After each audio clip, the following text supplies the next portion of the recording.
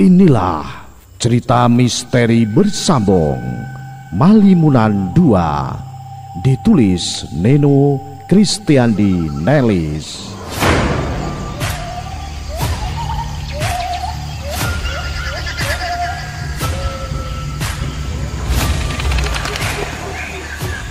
Setelah sekian ratus tahun lamanya, Danau Tapak Kuda ini pun seluruh permukaannya tertutupi oleh akar-akar pohon dan semak belukar yang lebat.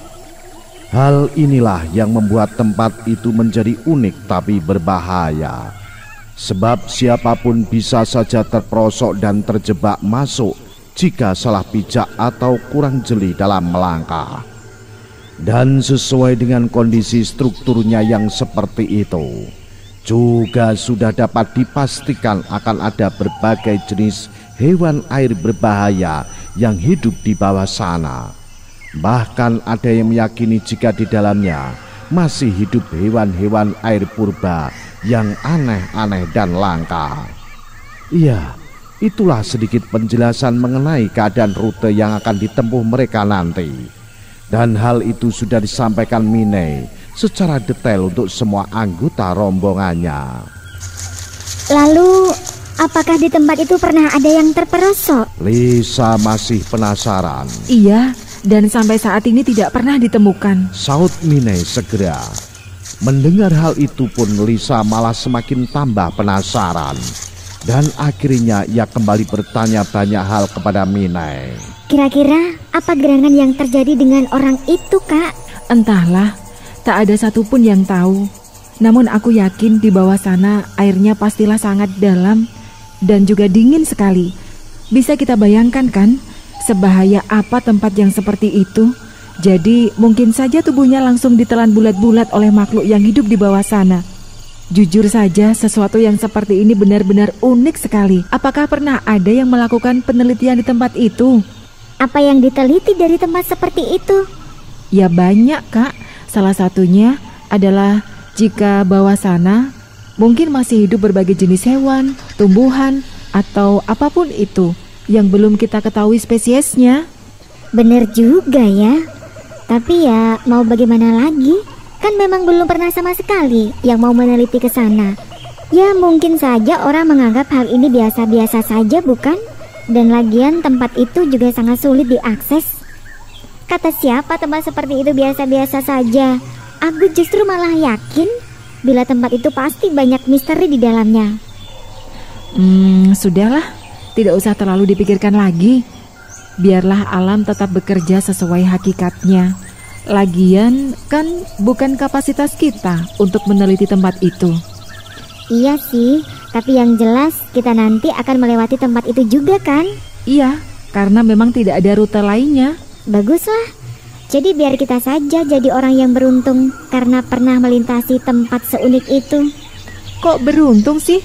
Tempat itu berbahaya loh, ucap Minei sembari melongo heran dan geleng-geleng kepala.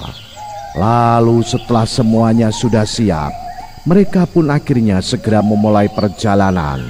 Dan mereka menggunakan formasi umum seperti halnya orang-orang yang akan melakukan pendakian gunung atau semacamnya.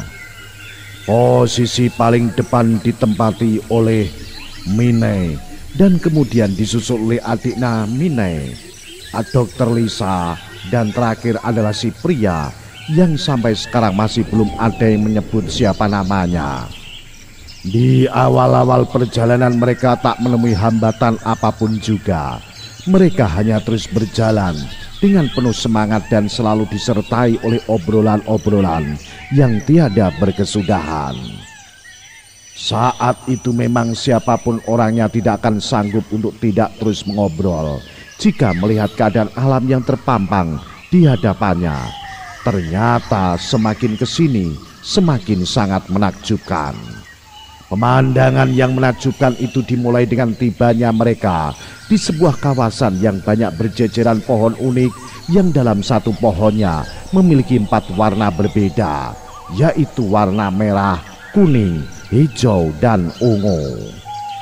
Lalu setelah melewati kawasan tadi, Hanya beberapa puluh meter kemudian lagi-lagi mereka bertemu dengan kawasan yang lebih unik lagi. Yang kali ini hampir 2 hektar luas kawasannya hanya ditumbuhi oleh tumbuhan anggrek-anggrek liar saja. Bahkan Minai pun sampai heran karena dulunya wilayah ini tidak sampai seperti itu. Adapun yang paling menarik dari tumbuhan anggrek-anggrek liar ini adalah karena terdapat ratusan spesies yang berbeda-beda, tapi seluruh bunganya sedang bermekaran indah secara bersamaan. Dengan keunikan yang seperti itu jelas membuatnya menjadi seperti sebuah taman mewah yang berwarna-warni dan sungguh sangat memanjakan mata. Minai sempat menjelaskan jika hal itu bukanlah hal yang ganjil. Itu biasa terjadi di saat-saat tertentu, walaupun memang masih tergolong sesuatu yang langka. Makanya dalam hal ini tak mengherankan bila Minai pun ikut terkesima melihatnya.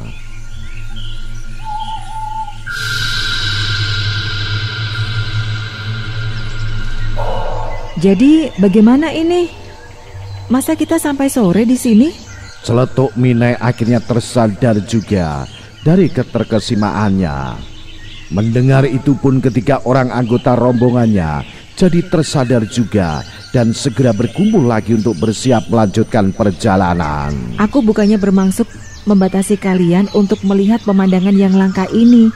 Namun seperti yang aku bilang saat mau berangkat tadi, kita benar-benar tidak boleh sampai kemalaman di hutan ini. Mendengar itu, laki-laki semuanya masih terdiam dan tak berani banyak bertanya. Mereka tahu jika memang hanya Minai saja yang kenal daerah itu. Jadi jika ia sampai berkata begitu, maka apa yang dikatakannya adalah hal yang harus diperhatikan. Bagaimana? Apakah semuanya sudah siap jalan? Tanya Minai sambil bangkit berdiri. Ya, kami siap. Baiklah, kalau begitu ayo kita berangkat. Ya, ayo.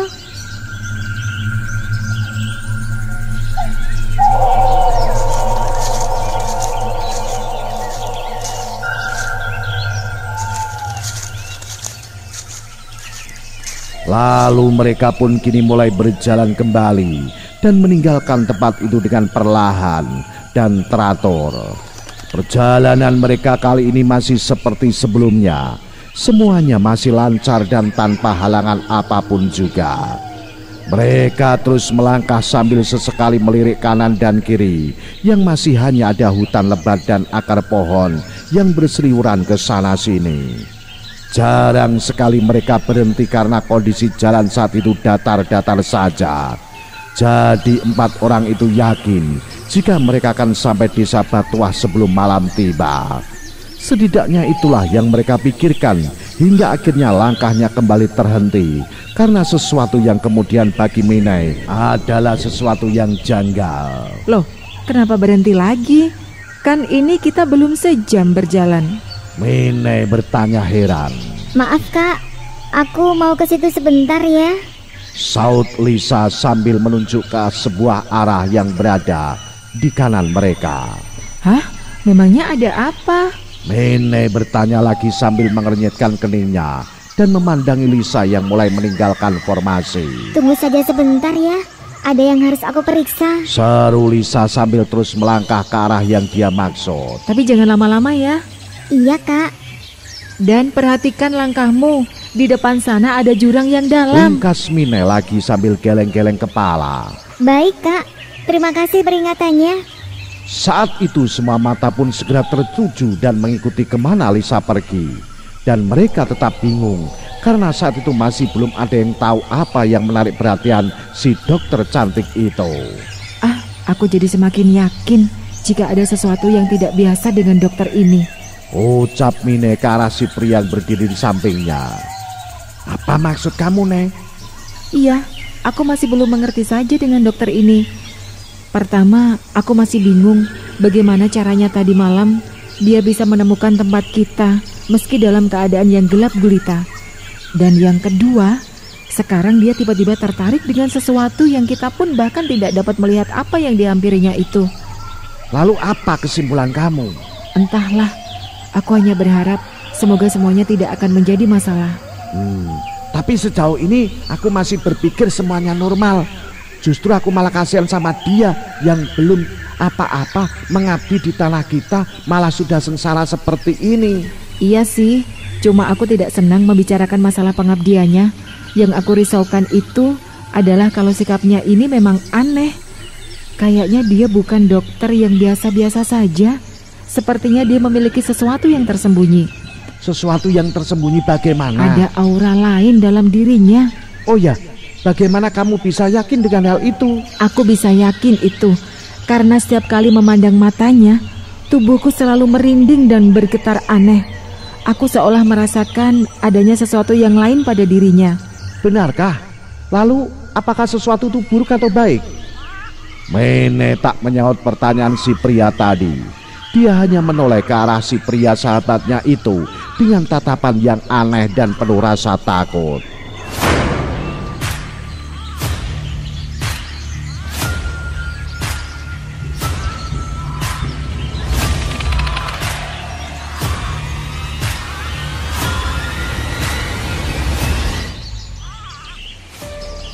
Sementara itu pada waktu yang bersamaan, di desa Batuah para warganya baru saja habis selesai memakamkan Buta Karukuk. Sebagian besar warga awalnya memang heran mengapa tidak menunda pemakaman hingga suaminya pulang dulu. Namun ternyata karena saat itu jenazahnya tiba-tiba membusuk dengan cepat, maka keputusan untuk buru-buru memakamkannya segera diambil oleh seluruh warga dan anggota keluarga. Kejadian cukup aneh itu pun juga dalam waktu singkat langsung ramai dibicarakan oleh warga. Makanya tak heran bila baru tengah hari saja kabarnya pun sudah hampir tersebar di seluruh desa. Dan dampak yang dihasilkannya pun mulai memicu kegaduhan di mana-mana. Wah, kalau seperti ini sih, biasanya yang mati itu tandanya bakal jadi arwah gentayangan loh. Apa alasannya ibu bilang begitu? Iya, soalnya kan meninggalnya aneh. Aduh Bu, jangan ngomong begitu nanti malah jadi fitnah loh. Ya bukannya aneh-aneh Bu, tapi ibu-ibu di sini masih ingat kan dengan mendiang Pak Buting? Bukankah dulu dia jadi hantu? Iya, tapi hubungannya apa? Bukankah Pak Buting dulu itu meninggalnya karena tertimpa pohon? Dan jenazahnya pun tidak membusuk secepat Buta Karukuk kok. Anu Bu, maksud saya itu bukan tentang cara meninggalnya ataupun bagaimana cepat atau tidaknya jenazah itu membusuk. Maksud saya itu adalah persamaan dalam hal pemakamannya. Maksudnya apaan sih Bu? Jadi begini, kan dulu itu Pak Buting adalah orang Kristen pertama yang dimakamkan di desa ini. Nah, sementara kalau Ibu Takaruku ini juga adalah orang Islam pertama yang dimakamkan di desa ini kan. Lalu? Ya, jadi banyak tadi warga yang bilang kalau dia bisa jadi hantu juga seperti halnya Pak Buting dulu. Aduh, ibu ini makin lama makin ngawur saja omongannya. Lah, ngawur apanya? Kan dulu kalian di sini juga pernah didatangi hantunya Pak Buting, bukan? Iya sih, saat itu dia memang datang dari kubur dan meneror semua warga sambil minta ditemani. Tapi kali ini masa gitu lagi sih? Iya, siapa tahu. Kan nanti Ibu Takaruku juga minta ditemani juga. Sudah. Kok kita malah merumpi orang-orang yang sudah mati sih? Ayo, bubar. Celetuk salah satu ibu-ibu yang sejak tadi memang cenderung banyak diamnya dan tidak terlalu nyaman dengan pembicaraan itu. Setelah itu pun semua ibu-ibu tadi akhirnya mulai membubarkan diri dan pulang ke rumahnya masing-masing. Dan walaupun mereka banyak yang beda pendapat mengenai pernyataan konyol salah satu ibu-ibu tadi, tapi diam-diam akhirnya mereka tetap kepikiran juga. Tak sedikit yang kini mulai was-was, bagaimana jika pernyataan konyol tadi jadi kenyataan? Bukankah hal itu akan jadi sangat menyeramkan? Bagaimana jika itu benar-benar terjadi ya? Soalnya Ibu Takaruku itu selama hidupnya kan memang punya banyak amalan ilmu mistis yang aneh-aneh dan tidak pernah sholat. Ucap Ibu Rida, salah satu dari ibu-ibu tadi yang rumahnya tidak terlalu jauh dari rumahnya mendiang Ibu Takaruko.